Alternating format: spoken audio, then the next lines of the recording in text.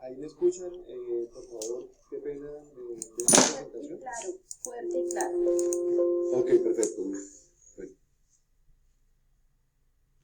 Ahí no. Viviana Carolina García y Néstor Ramírez quien les habla. El tema que nosotros traemos para caracterizar el día de hoy es el tema de comunidades indígenas. Específicamente, hablando de comunidades indígenas, hacemos alusión a la comunidad Embera Cativo. Para entrar en sintonía, hablaremos qué es un grupo étnico, para tener como la claridad. Estos grupos étnicos finalmente son comunidades que de una u otra manera, a través de los tiempos o a través de la historia, nuestros ancestros lógicamente construyeron para darle ese plus de tradición y ritual que de una u otra manera se ha venido trayendo hasta nuestros tiempos. Ellos pues lógicamente son comunidades que se han asentado en ciertas partes del territorio colombiano y de otra manera pues caracterizadas dentro de sus costumbres y lenguas y otros tipos de características que lógicamente los identifican. Como un subtítulo traemos para esta exposición, ellos manifiestan que son un pueblo indígena con historia, con cultura, como lo decía ahorita anteriormente, identificadas por tradiciones ancestrales y hace énfasis que están ubicados realmente o donde fueron, donde ellos inicialmente iniciaron su asentamiento fue en la montaña. ¿Qué es una comunidad indígena? Según la legislación de Colombia, las comunidades indígenas son grupos humanos que viven, ¿sí?, de los medios naturales. O sea que la subsistencia que ellos de una u otra manera tienen es por medio de la agricultura y cosas que ellos mismos usan para poder subsistir. También nos traemos otro comentario, ¿sí?, entre comillas. Los Embera Cativo, particularmente, dicen que vienen de la naturaleza. Son hijos del agua, del oquendo, de nuestra madre tierra. Por eso ellos hacen una claridad de que defienden ese territorio. Cuando hablamos de la comunidad, específicamente de la comunidad Embera Cativo, hablamos que pues dentro de la caracterización, ellos están conformados por 38.259 personas, de acuerdo al último censo que presentó el DANE en el 2005. La mayor parte de esa población está concentrada en el departamento de Antioquia, con un 33.5%, y otra parte en el Chocó con un 26%, otra en Córdoba con un 13.4%, y como tal, la Embera Cativo representa el 22.7% de la población indígena a nivel general en Colombia. Por otro lado, esa comunidad Embera Cativo está segregada, podemos decirlo así, o está distribuida también a nivel de zonas urbanas en el territorio colombiano en un 13.6%. Ya para hablar, digamos, ya pues haciendo un recorrido por la ubicación del región donde ellos pues lógicamente están asentados también, y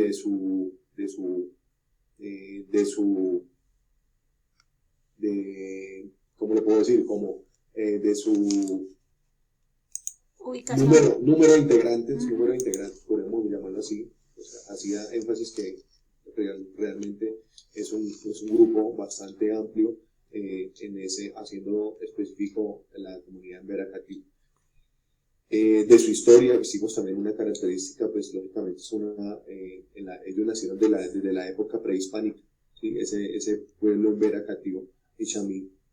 También habían otros que de una u otra manera, parte de esa comunidad, que eran los Doviva, el Embera y el Ciapadara, ¿sí? Pero a través del tiempo ellos se fueron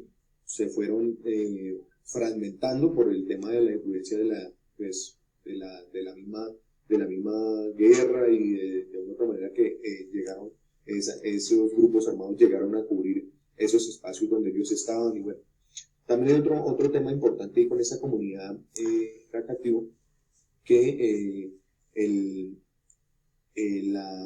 la represa Urrá, la empresa Urrá, los indemnizó en un tiempo por haber violado el derecho de la consulta previa, porque ellos hicieron, esa empresa hizo unas construcciones para el tema de represas.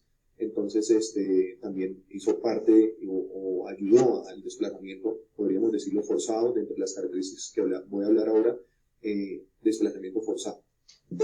En este momento, y digamos el punto de esta exposición, yo creo que es porque el Embera Cativo está desplazado y está ubicado en el Parque Nacional. Realmente nos llamó mucho la atención y por eso hicimos énfasis en esta comunidad como tal. Este grupo de Embera Cativo, como en Bogotá lógicamente están ubicados en muchas partes, hablamos de que ellos llegaron allí, el gobierno los estuvo indemnizando por un tiempo en el sur de Bogotá y el gobierno dijo, o la alcaldía de Bogotá en su caso, que eran como los encargados de organizarlos, dijeron ya no los podemos sostener.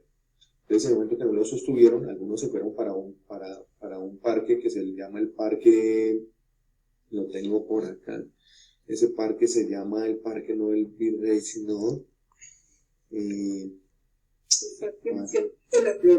la Florida. Eso, la Florida, perfecto, gracias a mí. Entonces, algunos estaban en el Parque La Florida, otros fueron para el Parque Nacional, porque las condiciones que había en el Parque La Florida no los podía tener a todos. Entonces ellos, pues por eso se ubicaron allí en el Parque Nacional. De esto, y marcado lógicamente, y uno, pero ¿por qué están ellos ahí? O sea, ¿por qué están los indígenas aquí en Bogotá? Pues particularmente porque fueron desplazados de sus tierras. Hablábamos de que habían sido desplazados por la guerra, desplazados porque finalmente fumados los amenazaron, y pues buscaron la forma más fácil fue llegar acá a la capital y pues lógicamente desprendiéndose de sus costumbres y todo este tema que pues de una otra manera los llevó a desprenderse de sus cabildos indígenas. La alcaldía de Bogotá ha hecho ciertos acercamientos con ellos, y lógicamente pues aún siguen allí en el Parque Nacional. La intención de la alcaldía de Bogotá es llevarlos hacia este parque que mencionaba ahorita Minta. Ya algunos que estaban ahí ya les hicieron un retorno otra vez a sus comunidades, porque pues ya los lograron caracterizar. Estos que están en el Parque Nacional, aún todavía no han podido hacer consenso, han hecho cualquier cantidad de acercamientos, y pues realmente con lo que se ha encontrado realmente es con una mala actitud, pues de parte, según lo manifiestan pues algunos medios, y lógicamente hace parte de la investigación que estamos haciendo. También hay grupos que se han infiltrado dentro de estos grupos indígenas, haciéndose llamar representantes, y pues han dificultado realmente esa caracterización, que es lo que realmente en ese momento es el objetivo principal de la alcaldía de Bogotá. En este momento es llevarlos de allí al Parque Nacional, ubicarlos en ese parque que Anita mencionaba, para poderlos de ahí, con todos lógicamente los pedidos que ellos hacen dentro de sus cosas, piden pues que si los van a retornar a sus territorios, pues que lógicamente sus tierras estén preparadas y unas ciertas características que conlleven a que ellos tengan una vida digna y pues lógicamente un buen regreso a sus tierras. Esa es realmente de pronto la parte que quería yo exponer. Sigue mi compañera con el tema de jurisprudencia, ¿verdad? Sí, Néstor. Buenas noches, compañeros. Nuestro tema, pues es un tema muy bonito de poderlo estudiar. Voy a explicarles un poquito la normatividad que se ha presentado a lo largo del tiempo. Sabemos que pues obviamente más que cualquier otra comunidad, Embera Cativo ha sido una comunidad muy golpeada por nuestra historia. Realmente ha sido una comunidad que le ha tocado una lucha grandísima, y como lo explicaba Néstor, cuando se hizo la represa Urrao, Uno, empezó el primer desplazamiento de los Embera Cativa. Realmente esa fue la primera señal de desplazamiento que se proporcionó. ¿Qué fue lo que pasó? Y eso lo vamos a tratar sobre la sentencia 652, la primera sentencia que se da y se ordena al Estado declarar al pueblo Embera Cativa como un pueblo protegido. ¿Qué fue lo que ocurrió con esta represa? Cuando llegaron a hacer los proyectos de diseño, pues uno, nunca se tuvo en cuenta la comunidad para esos estudios. Dos, antes de 1997-98, sí se reconocían los pueblos indígenas, pero no tenían una normatividad dentro de nuestra normatividad, no existían como parámetros para que ellos pudieran ser protegidos. Entonces, en la sentencia 765, ¿qué fue lo fundamental que ocurrió? Que se otorgaría un plan de manejo con regímenes especiales para los territorios en resguardo indígena. ¿Qué es lo que ocurre? Entonces, aquí el gobierno, en la sentencia, las altas cortes le dijeron, oiga, señor Estado, ustedes tienen que proporcionarles hectáreas y ser un resguardo indígena. Entonces, esta sentencia fue muy importante para ellos porque fue una sentencia que salió positiva, les permitió poder defender su territorio a pesar de que fueron desplazados, porque ¿qué ocurrió? No solo la construcción, sino que cuando construyen la represa, lo que hacen es inundar todo el valle y donde estaban los Embera. Entonces, ¿qué hicieron? Desplazarlos, muchos para los cascos urbanos, para las cabeceras municipales. Obviamente, nuestros indígenas, ¿de qué sobreviven? Nuestros indígenas viven de la tierra, de la cosecha, del trabajo, ellos sobreviven básicamente de lo que puedan producir. Entonces, en el momento que los desplazaron, ellos empezaron pues a mendigar, como lo estábamos viendo y como Néstor lo señalaba, sobre el Parque Nacional, porque desafortunadamente eso es lo que hace el desplazamiento de nuestros indígenas. Desplazarlos, llevarlos a la mendicidad, a la pobreza absoluta. Cuando ocurre la declaración de la sentencia 765, ellos trataron de luchar a pesar de que la sentencia los declara como régimen especial, pero muchos ya habían salido de los pueblos, habían salido de su pueblo, habían salido de los territorios. ¿Qué ocurre en el 2000? Para nadie es un secreto que entre 1997, 2000, 2001 se presentaron las masacres. Había un Embera Cativa que se llamaba Kimi Pernica Dominico. Él fue un líder indígena. Él yo creo que fue la persona que dio la lucha ante el Estado para que la represa, uno, no se construyera, dos, para que los protegieran como resguardo indígena, y a él lo asesinaron los paramilitares. Entonces, a partir de ese asesinato en el 2000, pues aún más se generó los desplazamientos. Bueno, en la sentencia 342 del 94, bueno, esas dos van muy de la mano, porque a pesar de que una los declara como comunidad, como régimen especial, la otra que les indica que dentro de las zonas mineras no indígenas no pueden, o sea, dentro de las zonas indígenas, dentro de los territorios, dentro de los cabildos, dentro de las zonas protegidas, no pueden existir zonas mineras. No pueden ser objetos de explotaciones y deben tener un régimen especial, cultural y económico.